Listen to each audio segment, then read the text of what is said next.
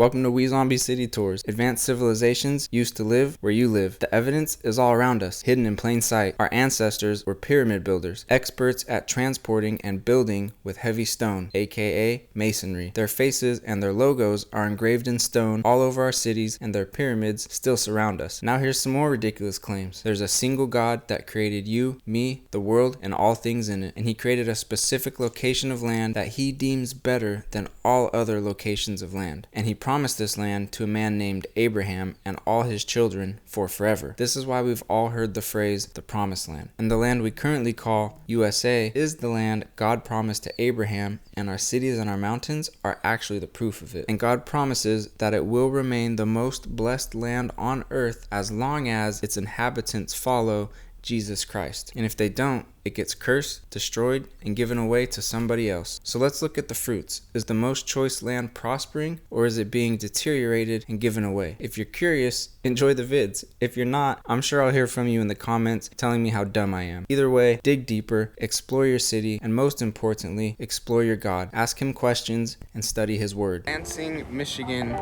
state capital. Let's have a look, shall we?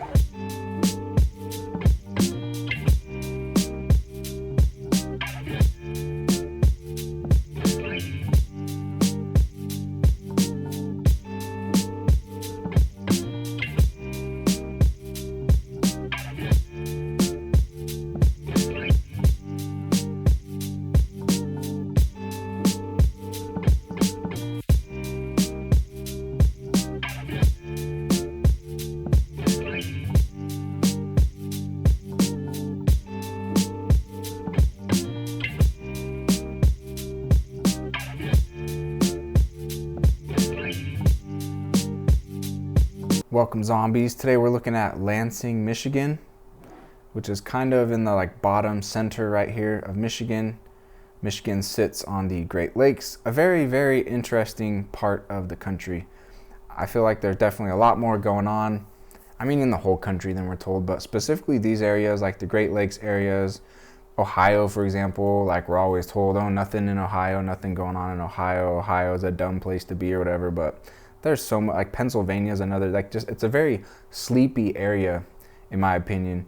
Not totally sleepy, but it's definitely an area that could be talked about a lot more, and there's lots of just really cool stuff in these areas. So specifically today we're looking at Lansing right here, which is the capital city of Michigan, and we're going to specifically be looking at the Capitol building here in Lansing, Michigan.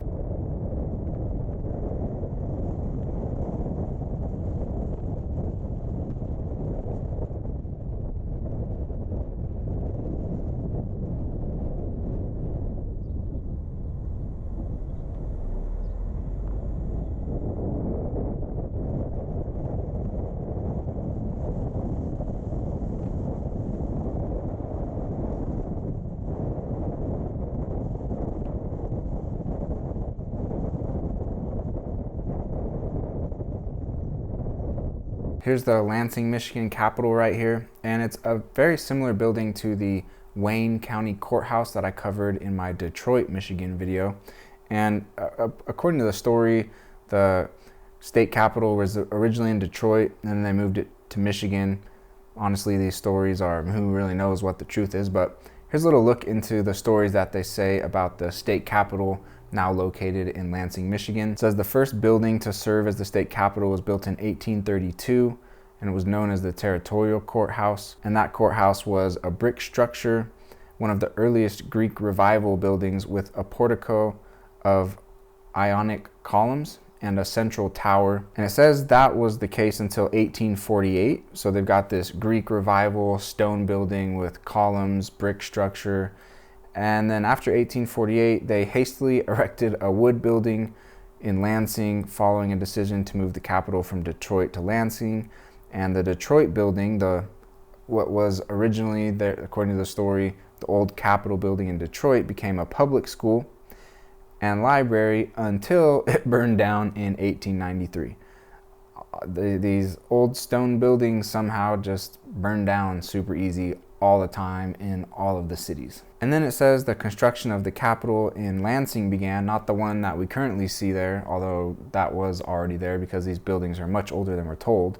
But It says that there was a new capitol in 1847 that began construction in Lansing, and it says it was a simple 2-story wood frame structure. And then it says that the building was sold when the permanent Capitol building opened in 1879, which is the one we're going to look at in this video. But then this old wood one that they just built was then used as a factory until, like the first Capitol, the one we just read about in Detroit, was destroyed by fire in 1882. Okay, and then one thing we're going to do that I haven't really done in much of these videos is we're going to look at the architect of this state capitol building in Michigan. And I usually don't care at all to look into who the architects are and all that, because it's just more lies, and there's just so much more to learn by analyzing the buildings themselves than all of the people associated with the buildings. But this one was interesting, so we're gonna look at architect Elijah E. Myers, because this guy could architect. Like if this guy were still around, I wish this guy were still around, because if he was still around, we'd be building stuff still. But nope, after the 1800s, architects died. No good architecture after that. But it says that Myers was commissioned to design the new Capitol building, and he used the central dome and wing design found in the United States Capitol, the Washington, D.C. Capitol, to help him design the Lansing, Michigan Capitol. But it also says that he designed the state houses of Colorado and Texas, as well as the former Capitol building of Idaho. And it says that the cornerstone was laid on 1873, and then the construction was complete 1878, and the new Capitol had 139 rooms. So very quick timeline to build a building like this, 5 years. And it says that the Lansing Capitol building inspired a national trend after the Civil War for fireproofing buildings. I've covered this a little bit in previous videos, but when you read into the American Civil War, and when you read into the reason behind a lot of the demolition of a lot of the stone architecture all over the country, blame it on the Civil War. My Boston, Massachusetts video specifically, I break down how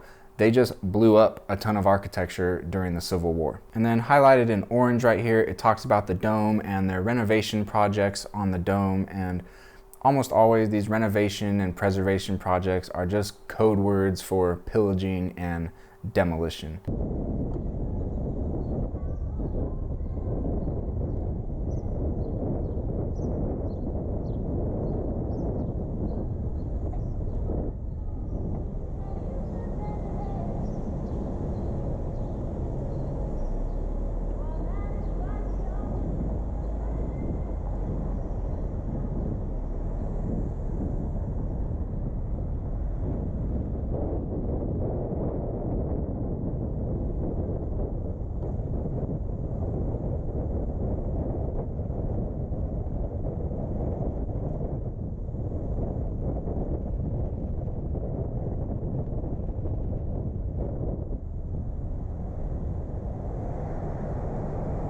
And here's some pictures of the inside of the dome, the rotunda, and we'll take a closer look at what's going on here and some of the artwork and symbols. And I'm also going to really dive into potentially what are these domes.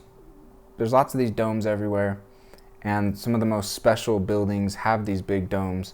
So I'm gonna kind of give a little take of mine on what these dome buildings might actually be. It says right here, the floor of the rotunda, so like the floor that sits underneath the dome, is composed of 976 blocks of translucent glass supported by iron beams and columns.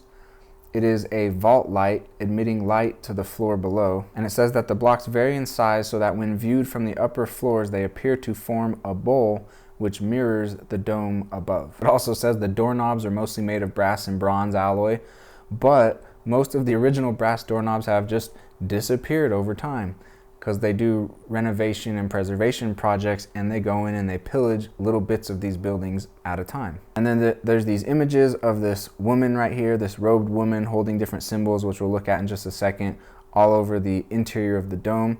But it says that for more than a century, more than 100 years, the muses, the artist that painted those was unknown, was anonymous. Just another very silly lie that's being told right here. Like, okay, you don't know who painted the interior of this amazing dome? Yeah, that makes sense. And in July 2023, the State Capitol Commission began another restoration project in the rotunda, another pillage, another destroy, another change it into something else.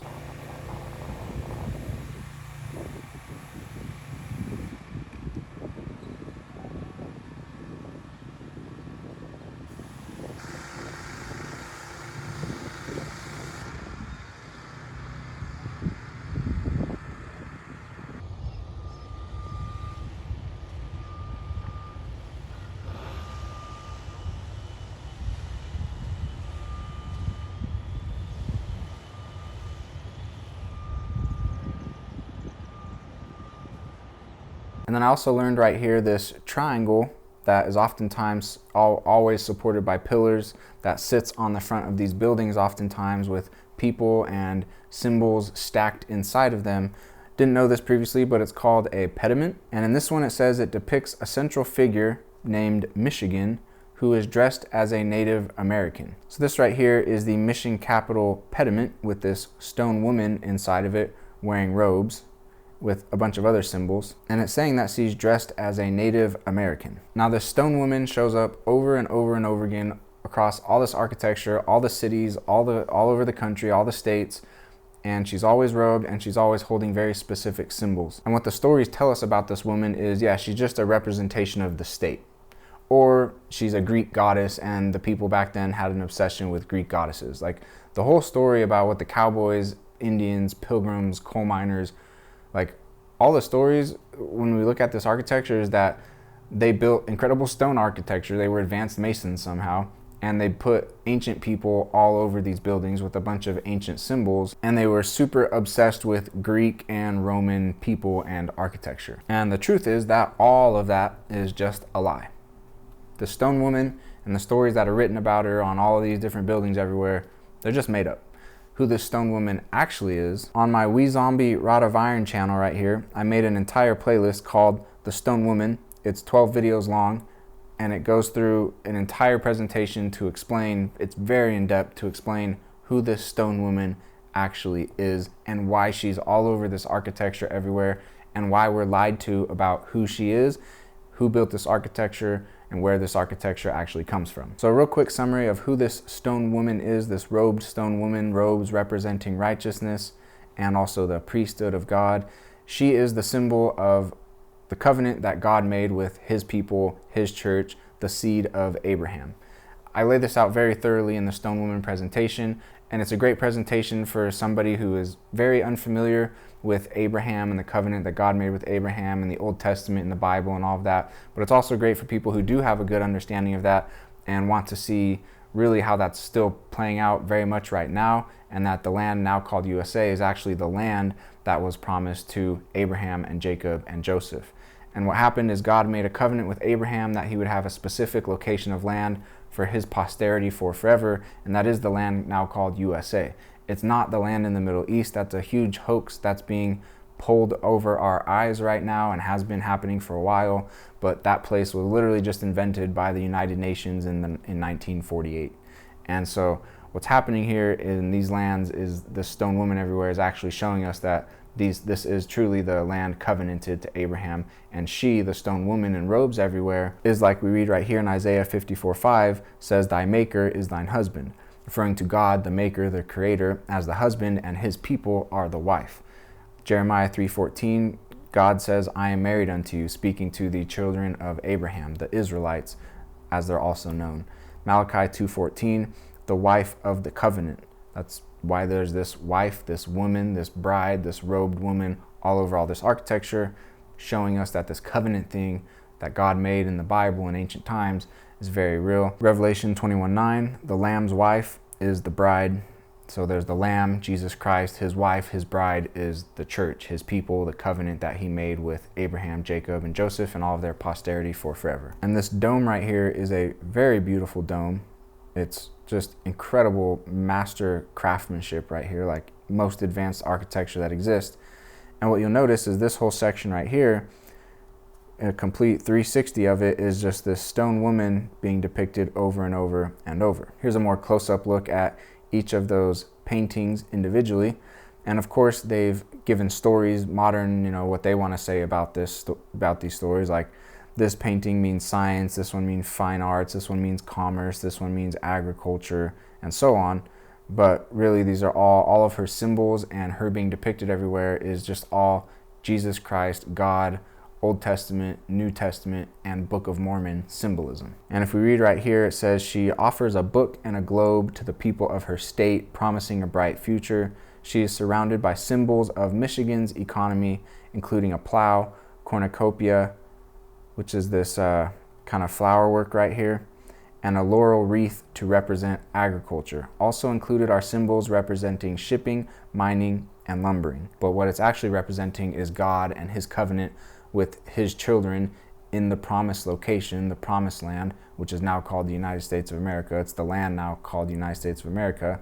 And all of the symbols are symbols specifically saying specific things about God and this ancient covenant. And they call these images of her the painted ladies, which, if this is just state government building, and it doesn't make sense. But when you look at it through the lens of this ancient covenant and through the lens of the Bible and the Book of Mormon, it's like, oh wow, this is all an incredible match.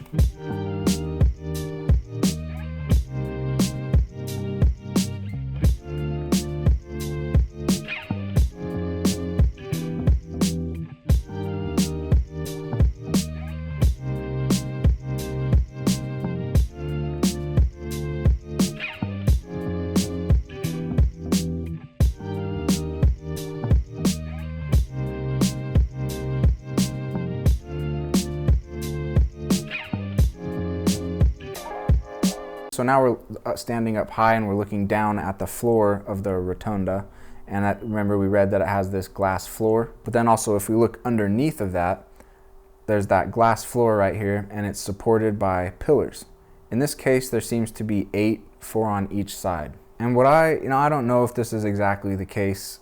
I'm leaning towards it. I think there's a good argument for it, that these stone dome structures that are oftentimes now called Capitol buildings are ancient altars. And almost always when we're shown depictions of, whether that's a video or an image of people from the Bible times, it's very poor dirt people wearing rags, and they're not very advanced, and they don't have any tools or machinery, and their altars are often depicted as just kind of like a little stone bench. But in this stone woman presentation right here on my We Zombie Rod of Iron channel, I show you very, very thoroughly that these civilizations that the Bible talks about and that the Book of Mormon talk about were advanced masonry civilizations. They had tools, they had machinery, they had technology, they had extremely nice clothing, they had paved roads and highways and transportation. They had all of that stuff.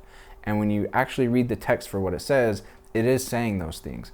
But we don't actually really read the text for what it says. We listen to what all the churches and all the leaders are telling us that the text says, and they're lying. And all the movies and shows and images that were shown about those time periods and those people, deceptive, they're lies. When you actually analyze it, it's saying these were advanced stonemasons. For example, right here in Genesis 8:20, it says that Noah builded an altar unto the Lord. First there was Adam, and Adam got the whole earth. He's really the first man that God covenanted with, and we get almost no information at all about Adam and how he lived and that sort of thing. But as you go through as the covenant continues to play out over time and with other people, you can then look back and go, yeah, Adam must have been a masterful mason. So Adam, I'm going to say, is a masterful mason, although that doesn't show in the text. But when we get to Noah, the next man that's given the whole earth, it does say he was a masterful mason, and it says Noah builded an altar unto the Lord. If we skip forward, then God ends up covenanting with a man named Abraham. And Abraham, right here, it says, the Lord appeared unto Abraham and said unto him, unto thee I will give this land. And there he builded an altar unto the Lord. So Adam and Noah were given the entire earth, but then after the flood, God promised to never wipe out the whole earth like that again. And so when God appeared to Abraham and promised him that same covenant, he promised him a specific location of land, not the whole entire earth. And that's what's often called the promised land. And it says right here, unto thy seed I will give this land to the posterity of Abraham for forever. And there he builded an altar unto the Lord. And then that got passed to Jacob, one of the children of Abraham.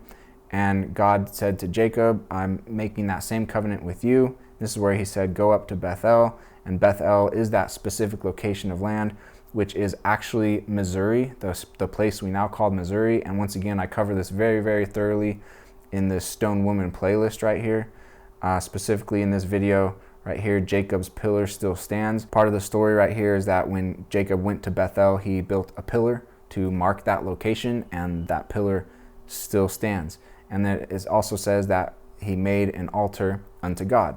So once again, these were advanced rich people stacking stones to build architecture. That's called masonry. These were advanced masons. And then we go to Moses, who escaped the Israelites out of Egypt, taking them back to the promised location, which is Missouri and surrounding areas.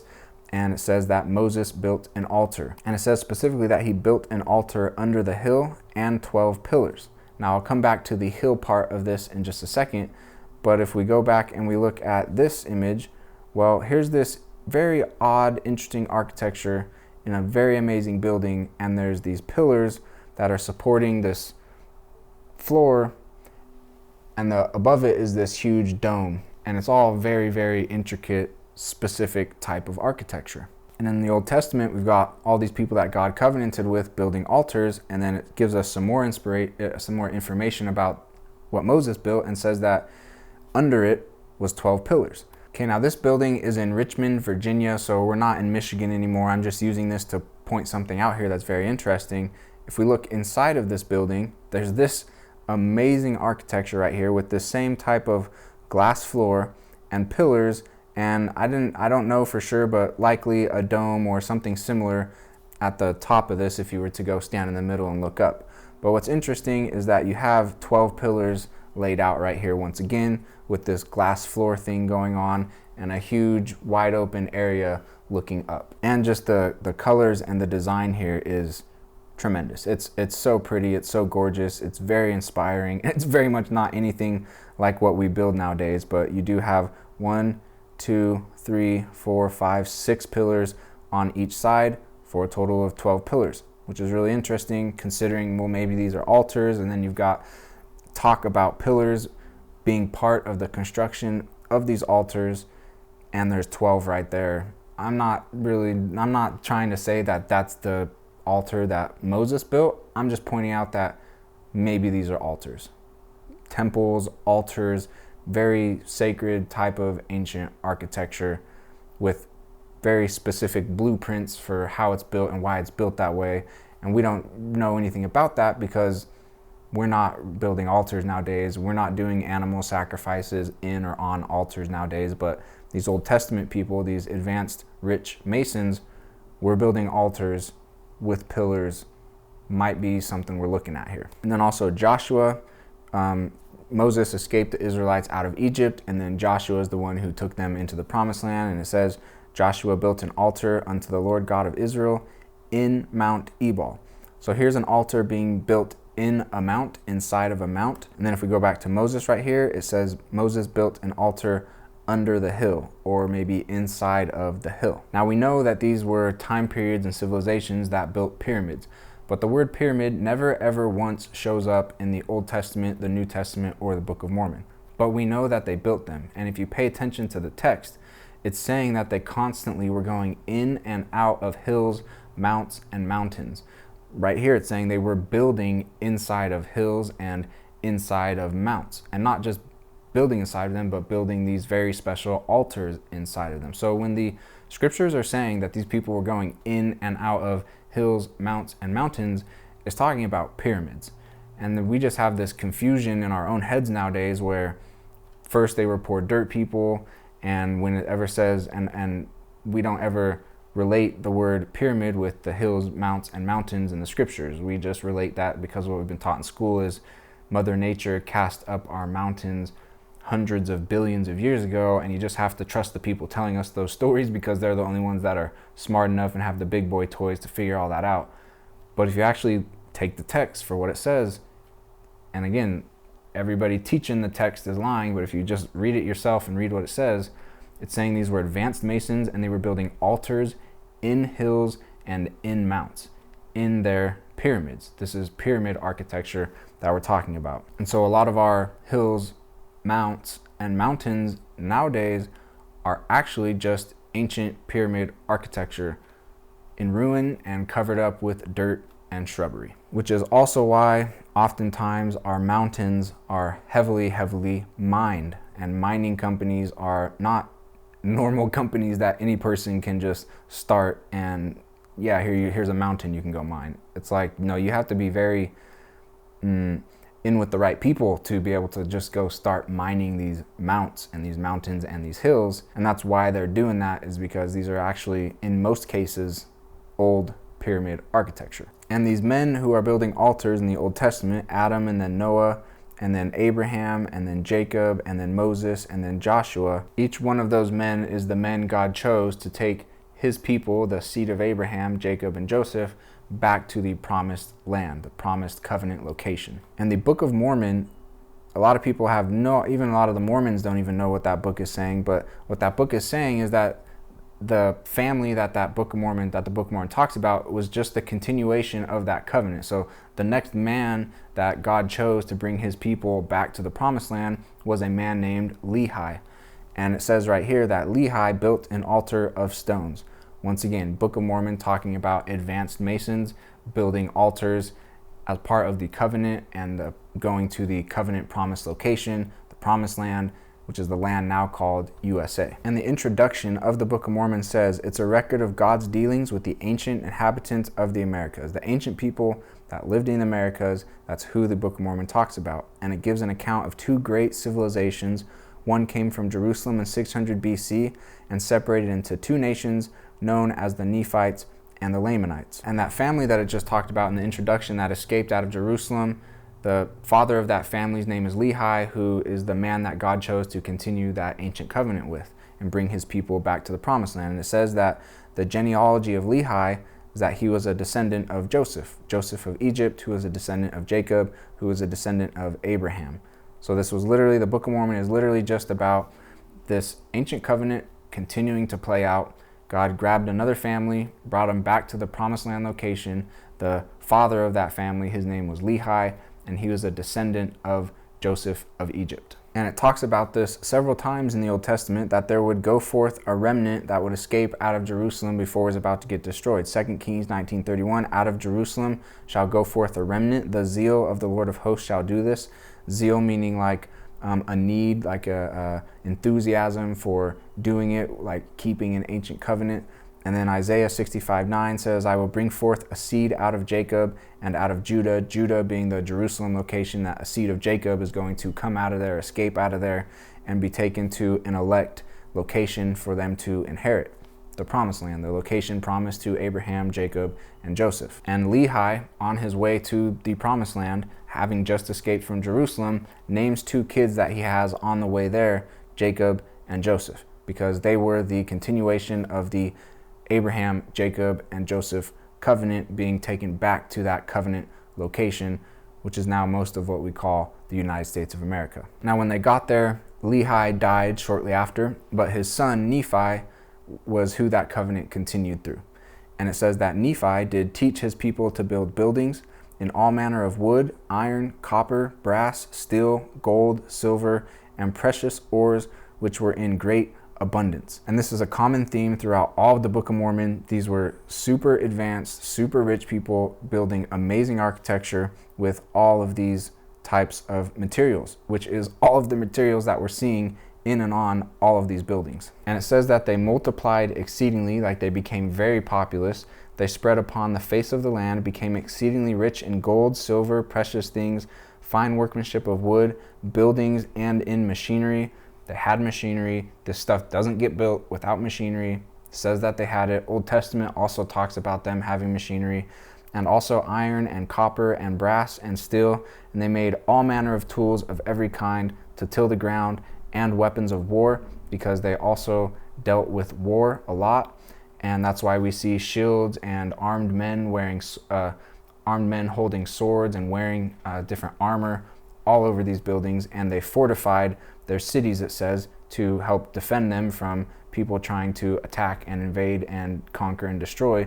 And so they had huge fortified stone cities. And not only were they extremely industrious and they built a bunch of stuff, it says that when they arrived at the promised land and they started to explore other locations, it said they discovered lands which were covered with bones of men and of beasts, and covered with ruins of buildings of every kind, having discovered a land which had been peopled with a people who were as numerous as the hosts of Israel, which is true, because that's who was here before them, was the Israelites. And they got kicked out. It's just common that it happens over and over again in the Old Testament. God takes the people there, they do wicked, they get kicked out. Takes his people back there, they're wicked, they get kicked out. And so when Lehi and Nephi are now in that location, they're discovering lands with buildings and cities and really looking like a bunch of people used to live here. And it says, a people as numerous as the hosts of Israel. And it says, the whole face of the land they covered with buildings, and the people were as numerous almost as it were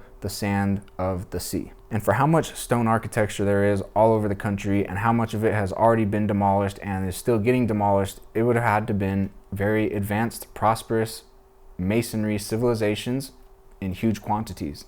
And that's exactly what the Book of Mormon is describing. And it continues, it says they were exceedingly industrious. They did buy and sell and traffic with one another. They did work in all manner of ore, gold, silver, iron, brass, all manner of metals. And they dug it out of the earth.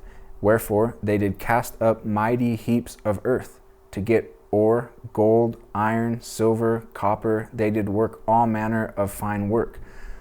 These are huge mining projects that they're talking about right here. Digging out of the earth, casting up mighty heaps of earth to get gold, silver, iron, brass, copper, all the precious materials, which are also then very difficult to turn into usable resources, and especially to create buildings and artwork out of all of it. These were advanced people, very rich, advanced people. It says they had silks and fine twined linen and all manner of cloth, all manner of tools to till the earth, both to plow, sow, reap, hoe, and thrash. To feed huge populations, you have to work the earth and have a bunch of crops. And to work the earth like that is extremely difficult. You're not just doing it with hand shovels. They had machinery, advanced machinery, all manner of tools to plow, sow, reap, hoe, and thrash. Some of the most difficult stuff to do is dig down into the earth, and they were doing it to get a bunch of materials and to plant crops to feed their mighty civilizations. And it says they built many cities anew, but they also repaired old cities because there were some cities already there. And they cast up many highways and many roads, and that they led from city to city, from land to land, place to place. This stuff doesn't get built on dirt roads. And it's saying right here that the people who built this stuff, they had highways, they had roads, paved roads, level roads, and they led city, city, land, land, place to place, all over the place. And they weren't just walking on all these highways and roads.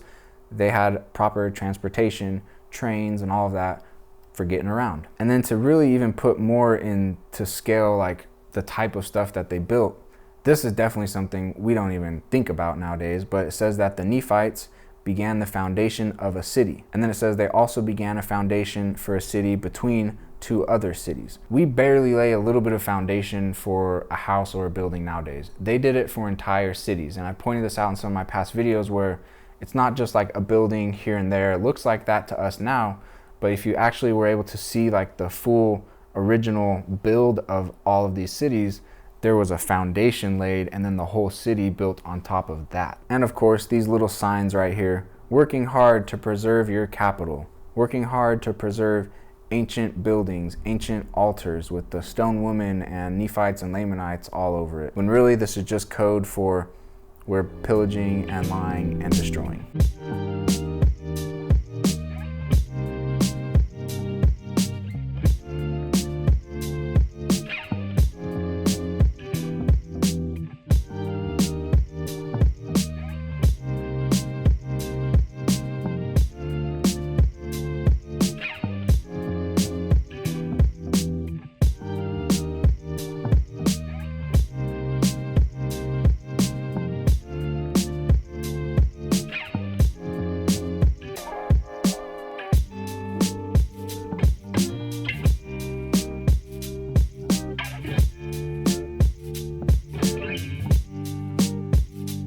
Okay, I said we'd take a look at this guy right here, the architect, supposedly, of the Michigan Capitol. Says he also designed buildings in Mexico and Brazil. Really? In the 1800s, you're building Capitol buildings in the United States, the Michigan Capitol, the Texas Capitol, the Colorado State Capitol, and then you're like, yeah, let's just go do some now in Mexico and Brazil. It says right here, other examples of his work are the Parliament buildings in Rio de Janeiro in Brazil and the Asylum building in Mexico City. And then also he was part of the Chicago World's Fair. He served on the board of examiners for the Fairs building. So this guy was wrapped up in all of the most masterful architecture this world has ever seen, which is also in the time period when the Erie Canal got built, which was originally 363 miles long, an incredible engineering project. But the reason I bring this up is because In this same time period when this guy is architecting all of these castles and palaces, the people who created the Erie Canal, which is just also as amazing of an architectural feat, the men who planned and oversaw the construction of the Erie Canal were novices as surveys and engineers. There were no civil engineers in the United States. Official story for how the Erie Canal got built. So none of it makes sense because it's all just lies, and it doesn't need to make sense because they're just lying about stuff. And this is the Rio de Janeiro Parliament building that this Myers architect built, and it's just that same type of architecture with the stone woman all over it right here. She's all on top of it. You got shields and wreath work, and then she's also right here on top of, like, surrounding this horse and riding on top of the horse, and same thing over here. Here's another statue attached to it right here, stone woman. Here's this stone woman holding a wheel, one of her symbols she's often seen with.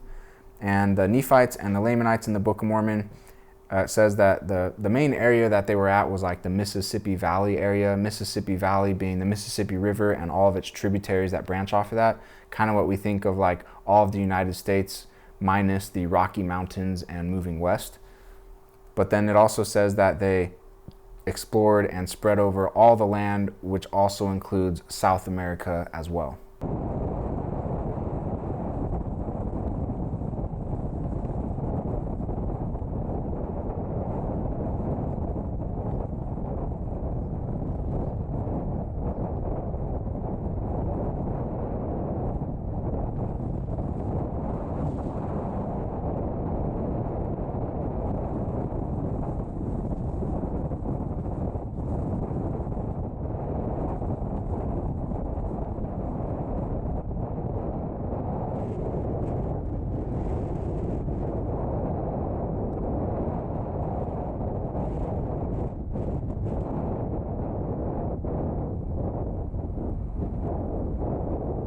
And then some more very interesting symbols are found on this high school located in Lansing.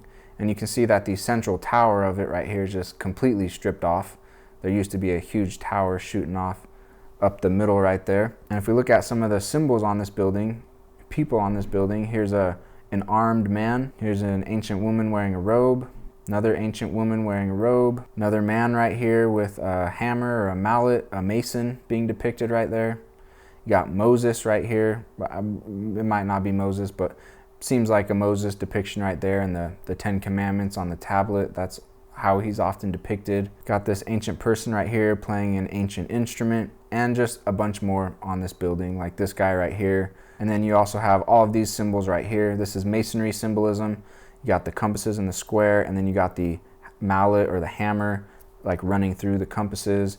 You've got some wheels and cogs right there showing machinery at work. Not sure what these two are over here. Can't really make those out very well.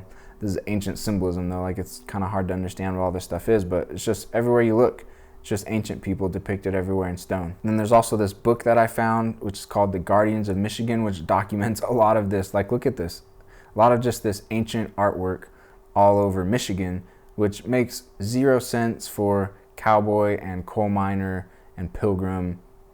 The stories that we've been told about all that, you just wouldn't see this type of design and this type of architecture. Here's another picture from inside of that book where it's just showing truly ancient people always wearing robes and all of their ancient symbols surrounding them. Like these right here are just nothing to do with us, nothing to do with cowboys and pilgrims. And right here you've got him holding this, I don't know what this is, but with the face of a sun inside of it.